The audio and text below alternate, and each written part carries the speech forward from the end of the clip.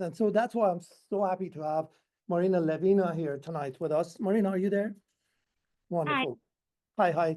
Marina is a distinguished scholar whose work bridges critical cultural studies, media studies, critical rhetoric. Her research explores how media and discourse shape perceptions of bodies, identity, and power, with a focus on the rhetoric of health, monstrosity, and authoritarianism. She's the author of Pandemics and the Media and co-editor of Biocitizenship, The Politics of Bodies, Governance, and Power, and Monster Culture in the 21st Century. Dr. Levina's work is particularly urgent in the context of Russia's ongoing war in Ukraine and the troubling shifts in US foreign policy, including Trump's recent diplomatic humiliation of Vladimir Zelensky, the president of Ukraine, in the White House on Friday, and his administration's alignment with Moscow at the UN. Her scholarship challenges the intellectual silence surrounding Russian imperialism, authoritarianism, and their intersections with Western political discourse. Today's discussion will examine these issues through the lens of media, political rhetoric, and global authoritarianism. But to begin with, I thought, first of all, welcome, Marina. Thank you so much for coming tonight. And can everyone hear me? Yes, and I'm going to put you on the larger speaker so people can hear you even better, but I think they can still hear you a little bit right now. But in a moment, I'm going to, as soon as I play that video of the BBC, the White House encounter, I will then make sure that you're on the entire class. So to begin with, we're going to watch a short video providing the context on the recent developments. And let me go ahead and play that. This is the video of what happened in the White House on Friday when Zelensky went there to sign an agreement. And he was confronted and then basically asked to leave without an agreement. So thank you, Marina, for coming. And I'd like to actually start. My first question is about your personal biography. And could you start by sharing your personal experience as a Ukrainian and how it has shaped your perspective and experience in ways that go beyond your academic publications? Yeah, of course. First of all, thank you so much for having me here. I know this is probably not a way that any one of us wants to spend a Tuesday night. So I can't see your class, but hi, everyone. Everyone says hi also. Hi. Okay, wonderful. Terrific. So I am a Ukrainian person. And my life story is that I came to this country when I was almost 15 years old in 1989. And we came here as Jewish refugees from then Soviet Union, from the Soviet Ukraine, but then it was still part of the Soviet Union. And I've been in this country since then. And so I've been in that country since then, and it's a whole side issue about refugee issues and, Jewishness and everything else is sort of that's another talk for another time. Anyways, but I have lived and survived Soviet Union or Russian, however it is known now, authoritarian regime. And that authoritarian regime and the cycles of violence that it imposed on its people, specifically for us, that was the cycles of violence of anti-Semitism, has forced a lot of people to run away from Soviet Union. And we were one of these people who managed to be run away and to become refugees and eventually able to get access to, being Latin in the United States. And I always like to say to people that I've started telling people that I'm a refugee during the first Trump administration. And one of the reasons I've been vocal about it since then is because, we hear a lot about, Trump administration has always been incredibly hateful towards refugees. And I do like pointing out that I'm a refugee because I know I don't look what refugees usually look. It was what you think of refugees, people think of refugees looking like. For one thing, I'm white. But there are, the thing is, the refugees takes many places, but also fundamentally, I am here right now for mainly two reasons. One reason is that I am Ukrainian and that there's just not that many of us active in the discipline right now. There's just not that many of us, especially doing critical rhetoric and critical cultural studies. I don't know another person, honestly. So it's not like there's 5,000 Ukrainians who can do this stuff. So I'm stuck. And the second reason I am here is because I have lived through and survived the same authoritarian regime that's now coming to the United States of America. And so my engagement with Ukraine has been twofold. One of them has been as watching my homeland being destroyed by the same imperialist and authoritarian regime that initially kicked me out of my home to begin with, how many 30-some years ago. And that's been hard 3 years to watch that. And second of all, now with Trump administration aligning themselves with Russian interests and the rise of authoritarianism here in the United States, I also find myself in a really particular situation where it feels like everything that's been happening in the world is sort of hitting my identity at the same time, which is really not as fun as you think it would be.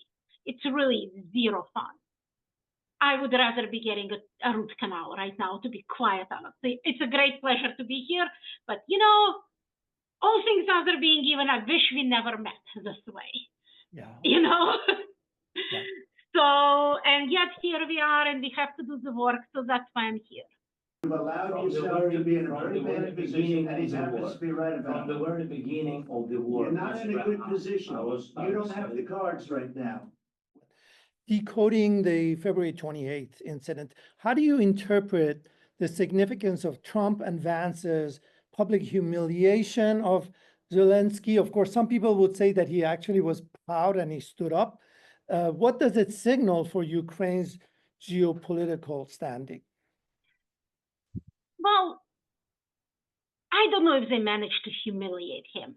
They definitely ambushed him because this was obviously staged. Every single, they actually said as much that it was staged. This was obviously staged. And J.D. Vance starting this whole thing by setting up Trump, it's this whole bad cop, good cop thing. You can just see them agreeing on this beforehand. It's like what parents do with a child, right? So they try to set it up in a way that I think that essentially they wanted to show Zelensky his place, right? The whole point was he did not bend the knee sufficiently to Trump. He did not bend his knee sufficiently to Putin.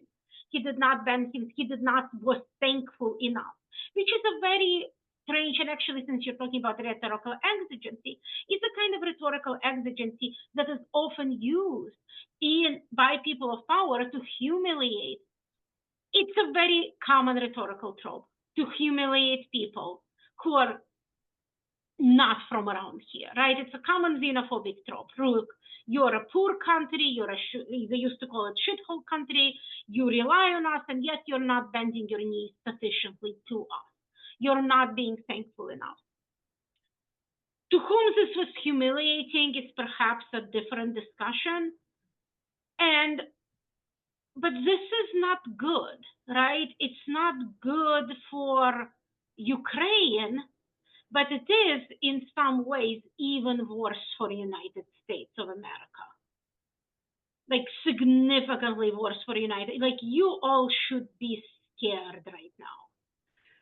If you're not scared, then that's not, you should be scared, because essentially what happened in the Oval Office is that the President of the United States staged an attack on a Western ally for the purposes who the audience was, for the audiences of the technocratic, autocratic, authoritarian imperialist regime of Russia, and for the purposes and for the audience of the global fascist movement that are associated with Russia.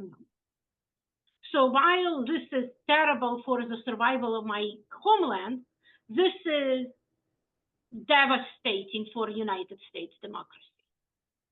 Just before that encounter, one of the reporters that they had just invited, specially who's I think the boyfriend of Marjorie Green, who's also, works for one of these ultra-right networks, had attacked him for not wearing a suit. Why didn't he wear a suit at this encounter? And was, questioning that as well too.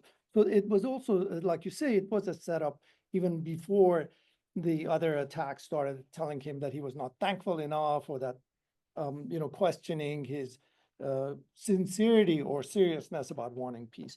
But let's move on. Also, there was also another very important kind of world-shaking event that happened right around the time, which was the UN resolution that was passed a day before, or a couple of days before, where there was a third anniversary of the invasion of Ukraine, and a great majority of the countries voted to condemn Russia for invading Ukraine, and the United States refused to vote for that.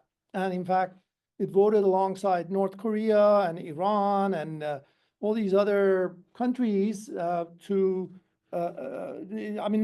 even China abstained from that vote, but the United States actually voted against it. Do you have any thoughts on that? Well, you all better start learning how to speak Russian.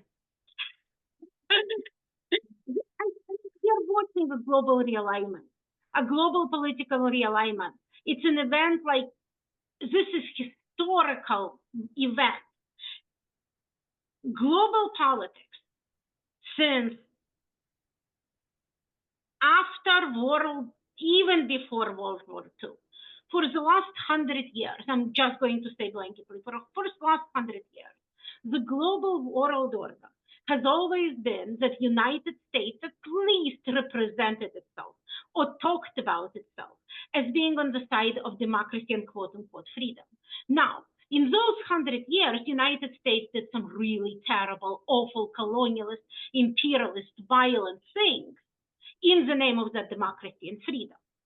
However, at the very least, it had a system in which it was somehow beholden to the votes of its citizens, right? That the democracy of it, right? That if the president doesn't do a good job, that somehow they can be voted out or something else can happen. And that system is why United States has been such a, place for refugees to go and for immigrants to go and for people who are escaping violent order to go. But more importantly, in that setup over 100 years, there was the Russian or Soviet Union prior to Russia authoritarianism versus supposedly United States search for freedom and democracy. Again, none of this was perfect. But at the very least, there was some counterpoint to the Russian imperialism and authoritarianism. What we saw happening in the last 6 weeks is that United States has said to the world that we are now on the side of Russia, which means that right now you have two superpowers with nuclear weapons and the two biggest militaries in the world who are both on the side of authoritarianism.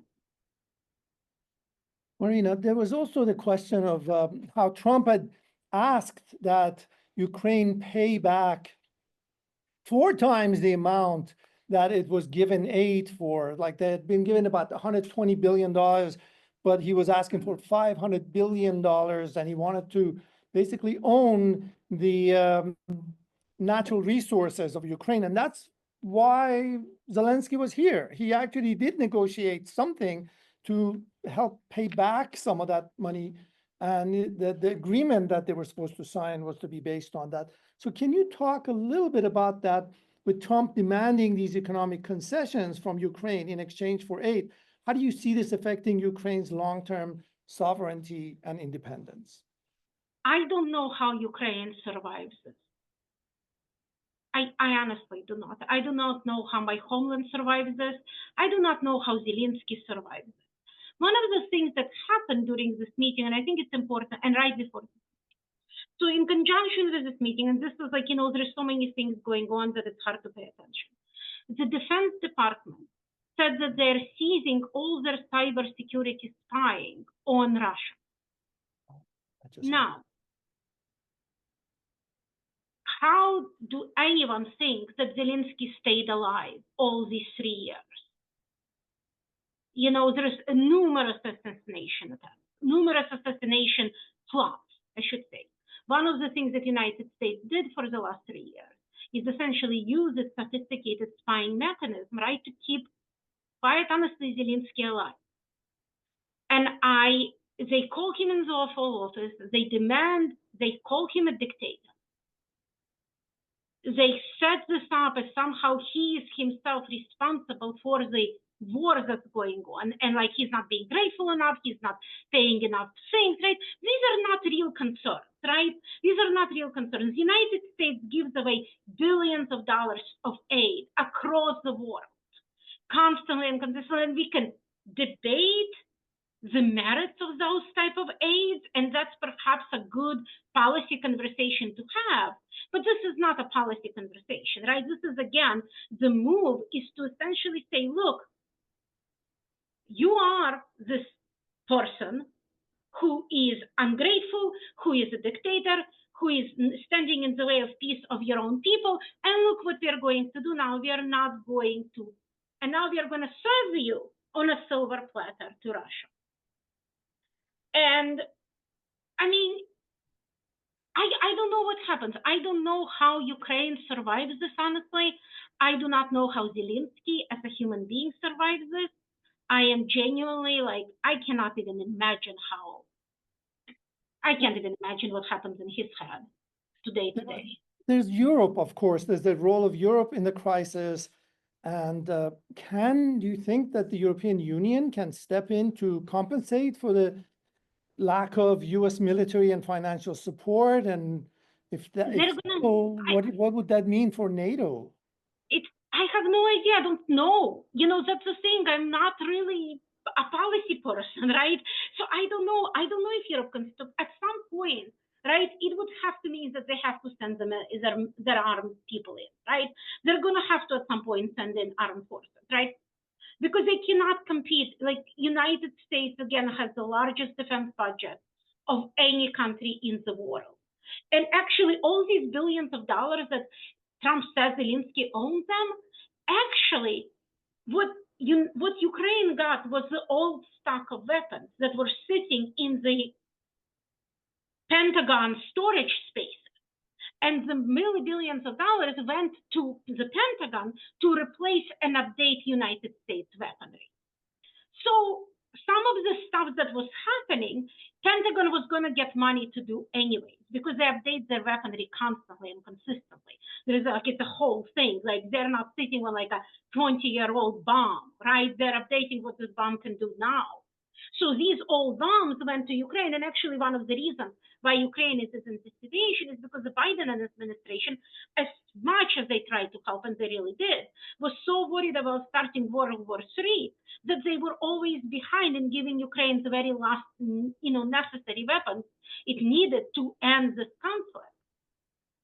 And so you got stuck. Essentially, this whole thing started and became perpetrated and has gone as far as it has gone and as long as it has gone, partially because Ukraine wasn't getting all these billions of dollars of new weaponry.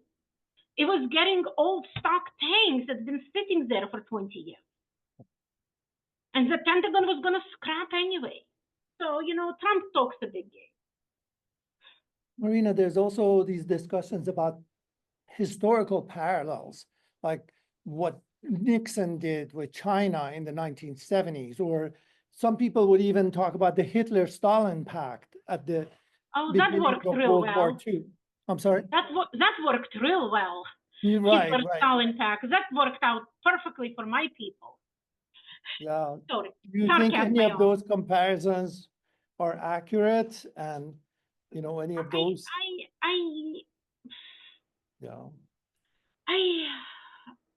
I am afraid that they are, but I'm afraid that it's in some ways,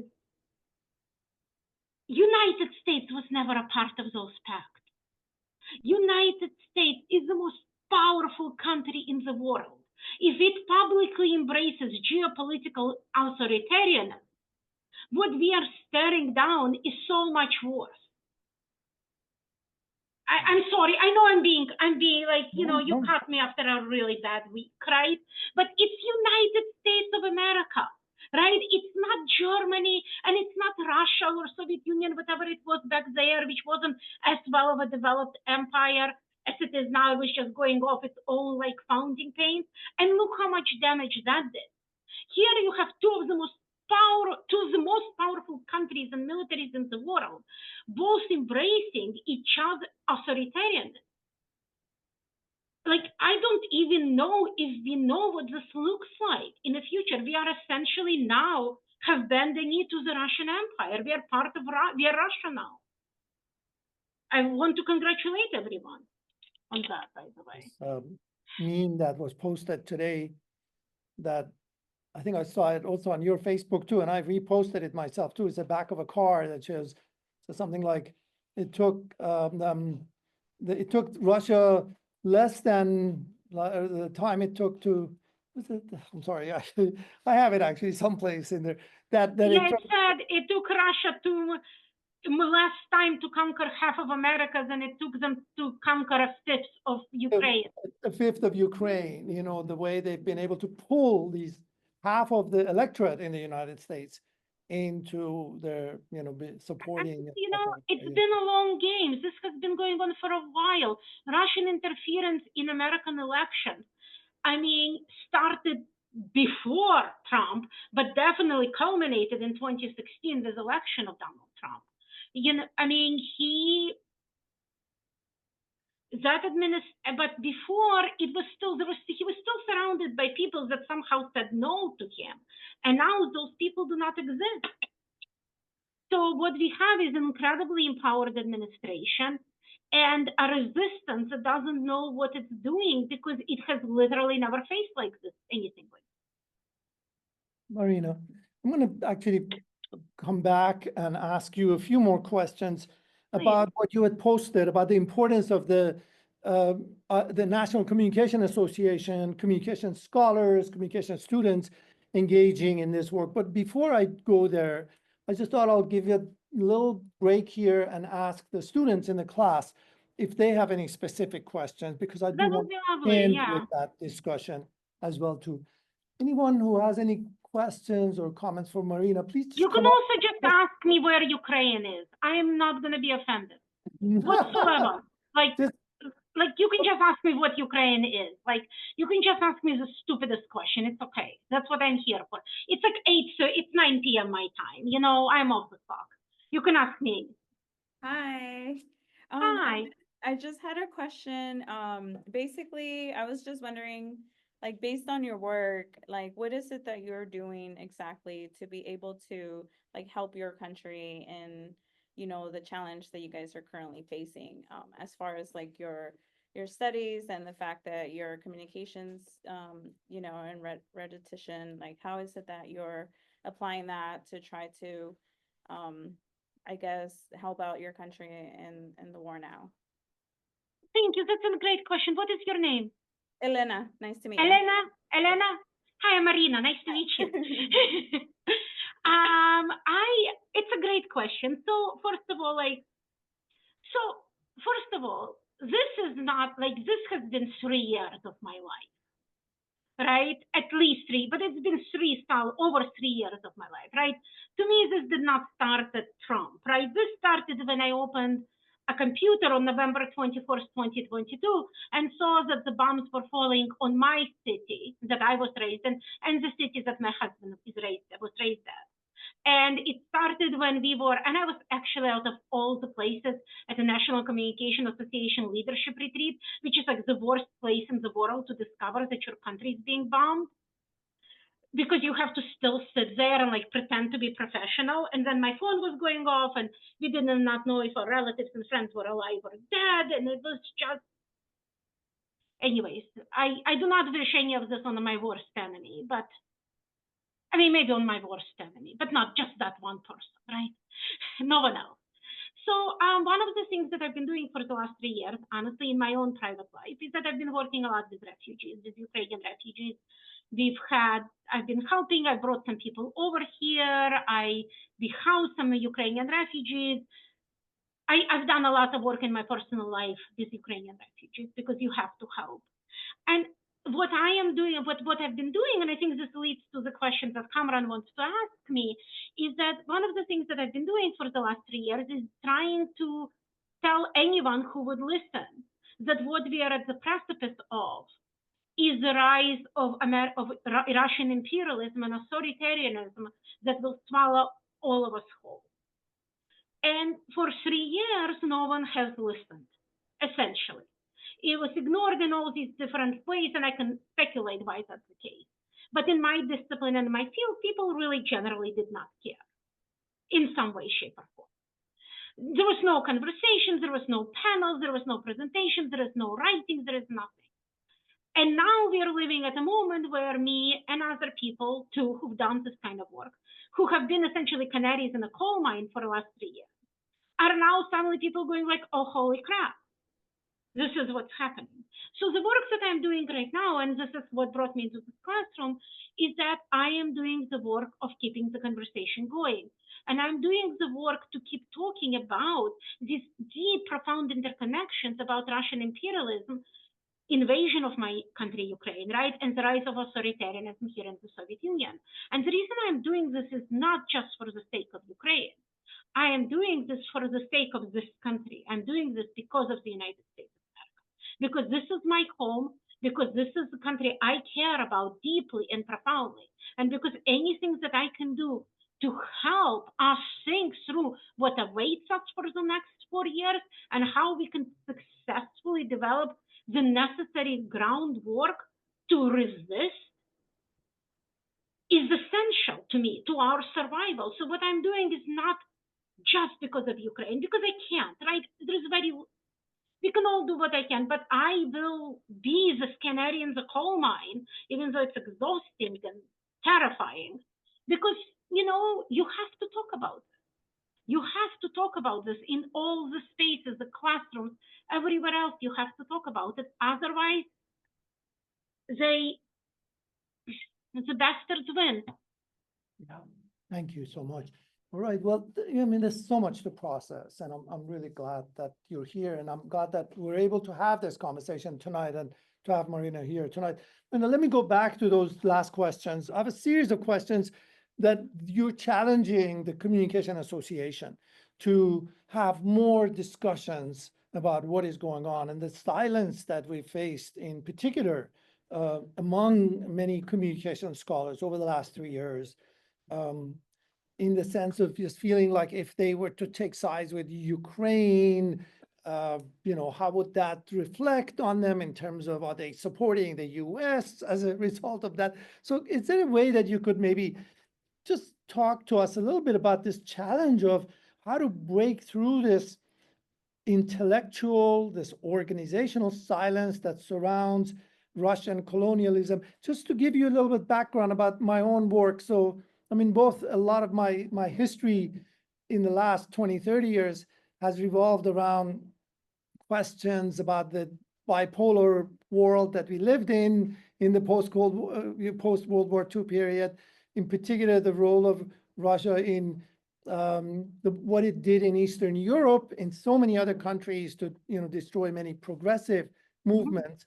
But also, I recently finished a book, an award-winning book about Russian colonialism at the turn of the 20th century in the Caucasus Mountains, and the way in which the Persians and the Ottomans and the Azeris and all these different people in the Caucasus were also living under the influence of Russian colonialism and having to come up with, through satire or different languages, they were able to express themselves and question things as well too. So I also have a little bit of that background in terms of the the history of understanding of Russian colonialism. I also, when the war broke out, I have some colleagues in Russia that were horrified at what was going on.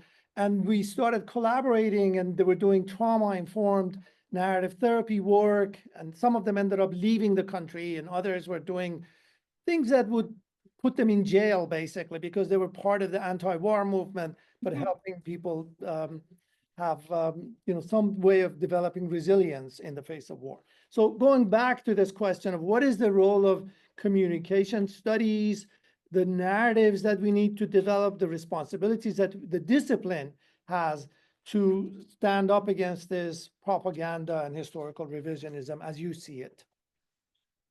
There's a couple of things that are happening in academia in general. And okay, y'all, like, don't go into academia unless you really can't think of anything better to do, by the way, because it's just the life is hard.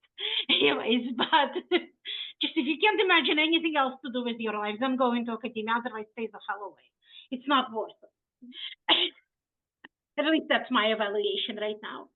This is a question about academia, but it is also a question, I think, in general, about how we think of ourselves as progressives or leftists, or what does it mean to have a movement that can actively counteract authoritarian. So there is a couple of things that are happening historically. In the United States, the way that scholarship about colonialism, imperialism, and decolonialization, and all of these words, so I put them all together, mush them all together. I'm sorry if I forget one. The way that the scholarship has been done, usually in the United States of America, has been in terms of what white people have done to brown people, which is obviously true. Colonialism is an imperialism of British Empire, of the West of American imperialism, and all of these things have been, imperialism and the conquering of Africa. All of this stuff has been absolutely drastically traumatic for a huge swath of a population. However, there is a lack of ability and theorization and actually just knowledge within the United States to think about colonialism and imperialism as something that happens outside of the white-brown dichotomy, which is why Russia has always gotten sort of a pass at it. So it was never really seen that Russia is an imperialist force because, look, it's not conquering Africa. It's not conquering Middle East. It is not conquering, it's not conquering India. It's not conquering China, right? It's not conquering other countries, or it's not conquering brown people. So there has been a lack of theoretical tools in critical theory and communication. In rhetoric, history has done that work a little more successfully, but within what we do, there has been absolute lack of theorization of colonialism and imperialism outside of that realm of what white people do to brown people. So Russia, that has been an imperialist force for much longer than the United States was even a glimmer in someone's eye, has gotten away with essentially conquering and colonizing and imperializing all of these republics, right? It's a landlocked empire. It doesn't have access to the ocean that it needs to participate in slavery, to participate in all of these things. This is not because Russia is a friend of black and brown people. It's because Russia didn't have access to black and brown people to colonize. Instead, what it did is that it colonized and imperialized and defeated and subjected and murdered and genocided all of these neighboring republics, resulting finally in the founding of what they called the Soviet Union. Which, by the way, if you listen again to the hymn, to the national hymn of the Soviet Union, it says this. These are literally the lyrics. This is the union of the free republics brought and smashed together by the great Russia. It is, if that's not a declaration of imperialism, none of these republics were free. None of these republics wanted to have anything to do with Russia, and none of these republics wanted to be brought together by the great Russia. This was done by force repeatedly throughout history to the great amount of death, genocide, and destruction. It is also, we also don't understand that the racial makeup of Eastern Europe is a lot more complicated than we think it is. And there's plenty of brown people in Russia, in all of these republics, and even in Ukraine. that this like narrative that somehow Ukrainians are white and therefore we don't know what to do with them because like they're white, so they're not true or real victims of colonialism or imperialism. Neither is Georgia, neither is Uzbekistan, neither is even Chechnya or the Siberian part of Russia, which was essentially just indigenous brown population that Russia went there and took and colonized, essentially. But we don't have tools in our discipline to talk about colonialism and imperialism outside of the framework of racial and ethnic identities that we have set up for ourselves. And so there is a blind spot, and because there is a blind spot there, Russia exploited that intellectual bright spot and managed to convince a whole lot of progressives that it is in fact anti-colonial and anti-imperial. I grew up in Soviet Union telling us that we are anti-imperialist force. The nerve of that actually what we are doing in Soviet Union is fighting the Western imperialists. Because look, Western imperialism are the ones that participated in slavery, the ones that participated in colonialism, and the ones that participated in division and destruction of Africa continent, the continent of Africa, all of which happen to be true statements and completely true, except that it's not like Russia didn't do same things. So now you have these two giant empires with imperialist and authoritarian ambitions now, essentially becoming BFFs. Yeah. Thank you, Marina. Again, thank you so much for coming tonight, for unpacking all of these critical questions. And I hope this is an ongoing conversation between us when we can have. Definitely. I have a few more minutes if anyone has questions. I'm happy to answer a question or two another. Comments. Ask me what it's like to resist, or what we need to do to resist authoritarianism. I can tell you how to resist authoritarianism. Who wants to know how to resist authoritarianism? Let's go ahead. Sure, please. Do not over-comply. Do not over-comply with the law. Do not. Resistance to authoritarianism exists in spaces of trust and solidarity between people with whom you may only agree on 80% of the things. And those 80% of the things are going to have to be good enough. And then you're going to have to trust each other, so none of you are snitches. Do not over-comply. I see a lot of nodding heads in the class. Good. Do not over-comply. They come to you, they say it's the law. Easier to ask for forgiveness and permission. Like literally resist. Like they have to force you to do something. If you comply before the forcing, they win. Yeah. And in fact, they will use it then against you and blackmail you when you comply. It's not, there is no safety. There is no safety in passivity. Yeah. There is no safety in passivity. Do not over-comply. People come for your family, ask for documents. Do not open the door. Do not do any of the stuff, and trust the people with whom you agree on 80% of the things. We can no longer depend on intellectual, on some sort of ideological purity. You have to we have to trust each other. We have to be kind to each other, and we have to build a community based on resistance to something that's so much greater than either one of us. What I tell my students all the time is this: look, I don't need to understand someone's life experience in order to be empathetic with that life experience. Like no one owes me a proof of their humanity for their humanity to matter. And I think that's what they're trying to destroy. I think they're trying to destroy that humanness. I think they're trying to destroy that kindness. And I think if they succeed, then that's not a good thing for any of us. So be kind to each other. Thank you. How's that? Thank you. That's really a wonderful way to not just close this conversation, but really open a new chapter about how we think about these issues as well. Thanks.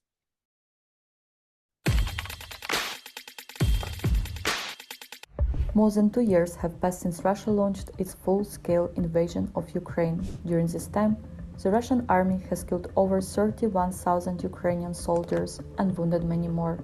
Hundreds of thousands of the civilian population have been injured and killed. The Russian army systematically commits crimes against the civilian population, bombing civilian infrastructure, using sexual violence as a weapon against women, men, and children, and using various forms of physical and psychological torture against civilians and prisoners of war. It abducted over 20,000 Ukrainian children and promoted a state program for children's Russification. The Russian invasion has caused the displacement of over 10 million, mostly women and children. Approximately 4 million are internally displaced and over 6 million have become refugees. Many Ukrainian women refugees have become victims of human trafficking. At the same time, the resistance of the Ukrainian people has been heroic. Ukrainian women have been an active part of the resistance both in the armed forces and in various other invaluable capacities, such as healthcare, education, volunteering, communications with social media as writers, leaders, and spokeswomen. We asked Ukrainian feminists to speak on why the struggle against Russia's imperialist invasion is not only about Ukraine, and why it's also about the future of humanity and should matter to the whole world. In order to understand the motivations behind Russian aggression towards Ukraine and towards other countries, we must examine the power dynamics between the state, the economic actors, and the society inside Russia for at least the past 20 years. Russia always wanted to control Ukraine. Since times of Moscovia and Zaporozhian siege, it never wanted Ukrainians to be independent. It banned our language many times, it appropriated our culture, it stole our history and art. Even the Soviet Union wasn't a true union for us, it was an occupation, as it was for other Soviet republics. After the Revolution of Dignity in 2014, Ukrainians made a strong decision to align themselves with European democratic countries and to step away from Russian influence finally. But of course, Moscow didn't want us to be free and to lose its influence, because without a conquered Ukraine, the entire Russian national myth would collapse. Today, Russia is trying to restore its former greatness and create a new great empire within the borders of the entire Eurasian continent.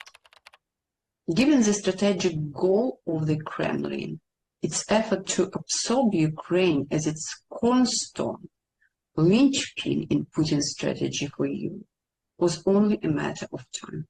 Putin was sure that the war would be lightning fast, and he was preparing to declare himself as another collector of Russian lands and celebrate the 100-year anniversary of the creation of the USSR by the announcement of the return of the Great Russia. We choose democracy, human rights, and equal freedom for each person in our society.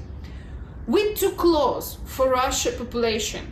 Too good results can be bad examples, like Putin think, for huge 140 million Russian population. That's why Putin fight with our choice to be a democracy society. A decrease in military and humanitarian aid leads to an increase of number of victims. A smaller amount of ammunition doesn't make it possible to close Ukrainian sky, and our cities and villages become simply targets for Russian missiles. The Russians are shooting us while the world debate whether to help. Of course, Ukrainians will keep resisting no matter what, but the lack of support means more people are gonna die and suffer. Ukrainians have been resisting in many different ways, by building volunteer networks and providing our defenders with all the necessities, by protecting our lands and people on the front line through huge and creative fundraisers, high-quality journalism in many different languages, and effective communications. Ukrainians have resisted because we don't have any other choice. And Ukrainian citizens participated in popular movements against these autocrats, and in the process they were self-identifying themselves as a part of a community opposed to Russia, because Russia was constantly putting into power in Ukraine people who were stealing their wealth and who were killing those who tried to oppose their politics. When Putin was planning to take Kyiv in 3 days, he forgot to take into account one small detail, that Ukraine is not populated by Ukrainians from his imagination. In fact, his imagination is very primordialist and essentialist nationalist imagination. In fact, Putin, as any other ethno-nationalist, is convinced that nation is a real thing. It's a given fact. If Russian historians say that in the 13th century, in medieval Rus state, there was a Russian nation and Ukrainians were part of it, then Ukrainians are Russian, they just forgot it. If Russian linguists say that Ukrainian language is a dialect of Russian, then Ukrainians speak Russian, actually. They just do not know that it is Russian. They think that it is Ukrainian, etc., etc. So this is a ethno-nationalist imagination where nation is a given fact, a nature, and if Ukrainians were Russians in the past, they are and will always be Russians. You just need to destroy their false Ukrainian consciousness and reveal their real, authentic Russian self. So this is basically the ethno-nationalist vision that Putin has about Ukrainians. At the beginning of the war in Russia, an article by Timofey Sergeytsev with telling title "What Russia Should Do with Ukraine" was published, which consistently outlined plans for the future genocide of Ukrainians, their physical destruction, re-education, ideological repressions. And even now, while the war continues, Russia is committed genocide both in the occupied territories and throughout Ukraine, striking vital infrastructure such as energy facilities in winter. From 24 February 2022, full-scale aggression started. What that means for Ukrainian society? For Ukrainian society, that was main signal that we need to use our skills of realize our human rights, like freedom of speech, freedom of association, freedom of peaceful demonstration, to protect us, to defend our country, and to help our army fight. Main idea of Ukraine that each person same value. Each person need to have possibility realize themselves in their lives and be quite good and quite bright member of Ukrainian society. That's why fighting against Putin for us, it's fighting for equal rights, women power, and absolutely possibility to realize human rights for anyone. Lots of love and dignity. Our soldiers are not just warriors. They are our loved ones, torn from their life by the war. They are our sons and daughters, sisters and brothers, mothers, fathers, friends, and we appreciate and support them. It's our deep empathy and the highest value placed on every life. We care about everyone, from children to elders, regardless of status, gender, or nationality. Even pets and animals are important to us. Each Ukrainian life is precious. Every time when residential building gets hit by Russian missiles and somebody got killed in their home, the whole country mourns and hurts like a family, even if these people live hundreds of kilometers apart.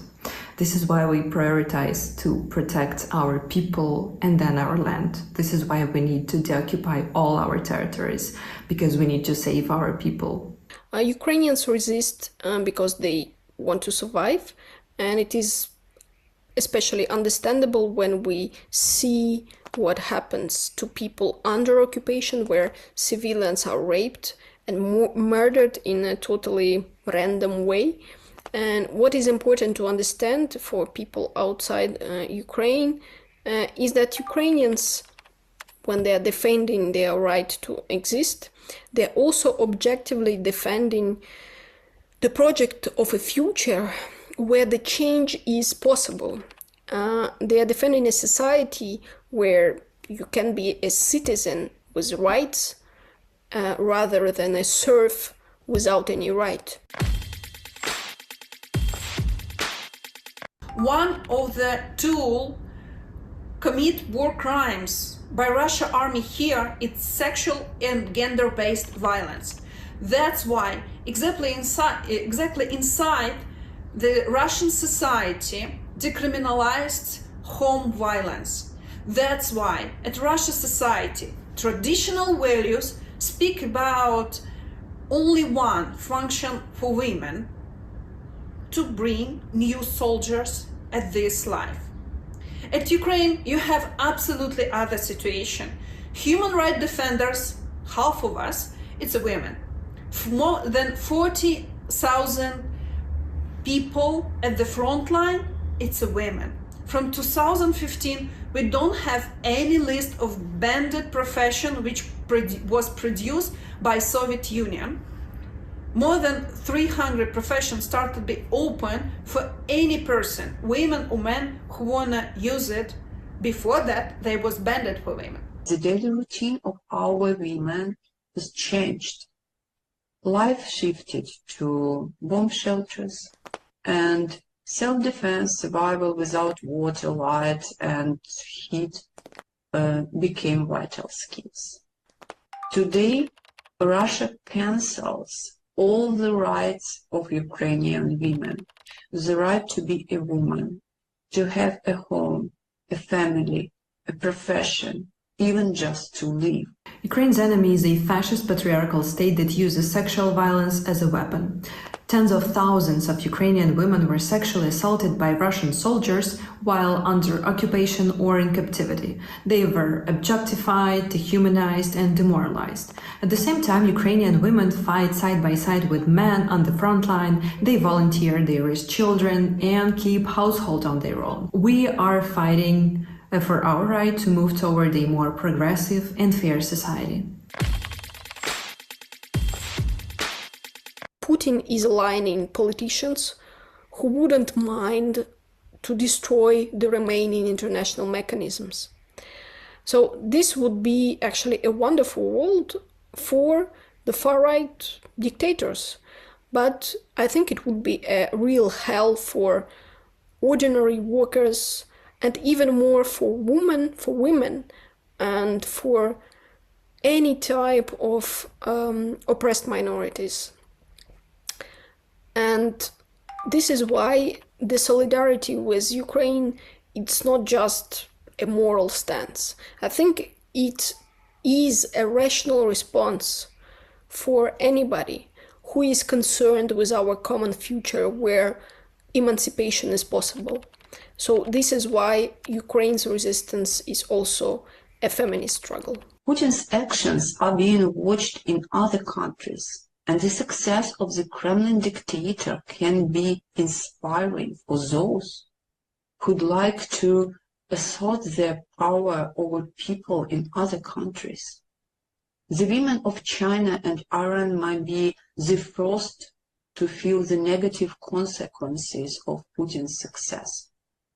However, European and American women are also not safe from possible risks, and attempts to return the past may lead to the return of the former dependent state of women, starting with the impossibility for them to manage their own bodies and ending with auxiliary roles in society.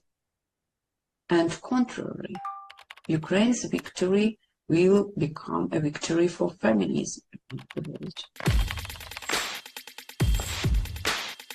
The important thing to understand is that this aggression was made possible by impunity.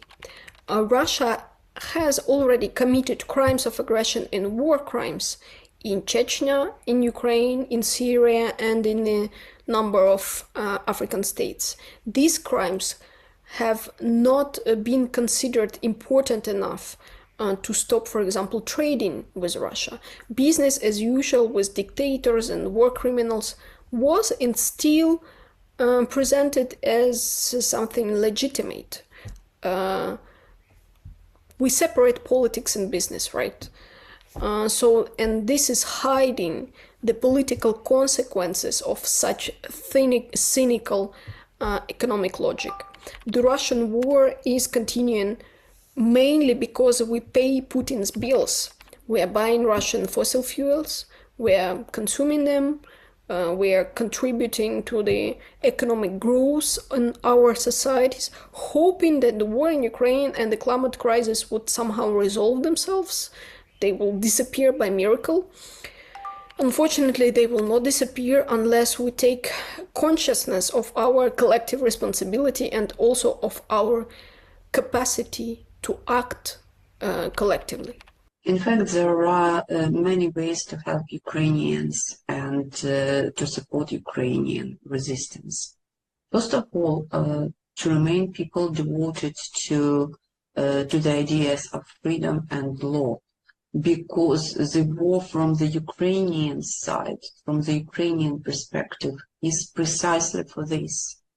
It is also important to motivate state authorities to continue helping Ukraine. Secondly, listen to Ukrainians. Try to learn more about Ukrainian history, Ukrainian culture, Ukrainian language, because this knowledge can add to the understanding of this war and remove possible illusions how to terminate it. Next, humanitarian aid to Ukrainians through various volunteer initiatives and donations. The fourth, support of cultural and scientific development through the implementations of joint and individual projects. A separate direction is assistance to Ukrainian refugees. After all, in order to resist, we have to save people. At the beginning of the full-scale invasion, I got a letter from a Canadian feminist activist. She asked me to support her pacifist campaign to stop providing Ukraine with weapons. I asked whether she spoke to Ukrainian women and whether she asked their opinion. She never did. She also refused to hear me out. Me, as a Ukrainian woman who actually knew what horrors women in Ukraine would face if we couldn't protect ourselves from perpetrators. Please keep listening to Ukrainian voices, especially those of women. We're fighting for democratic values, equality, freedom, and human rights, and we need you to stand by our back. I believe that the real power goes together with cooperation and solidarity. Vote for politicians who have consistently supported Ukraine, keep donating to Ukrainian charities and volunteers. Be ambassadors and supporters of Ukraine in your local communities. Stand with Ukraine until we win. When asked why I think it's important to support Ukraine, I remind people that the fight against interlocking oppression must be understood regionally as well as globally. For instance, on February 17th of 2022, Brittany Griner was arrested in Russia. On February 24th, Russia's planned invasion of Ukraine occurred. These are not independent events. Racism and sexism are forces within interlocking oppressive systems which must be fought everywhere. Putin's 2016 campaign of disinformation has continued to target the U.S. electorate and sow chaos among supporters of democratic rule. Thus, the goal of incarceration of Griner was not only to shame the U.S. government, but to rebuke the very idea of democracy, of civil rights and freedom and equality that independent Ukrainian people sought.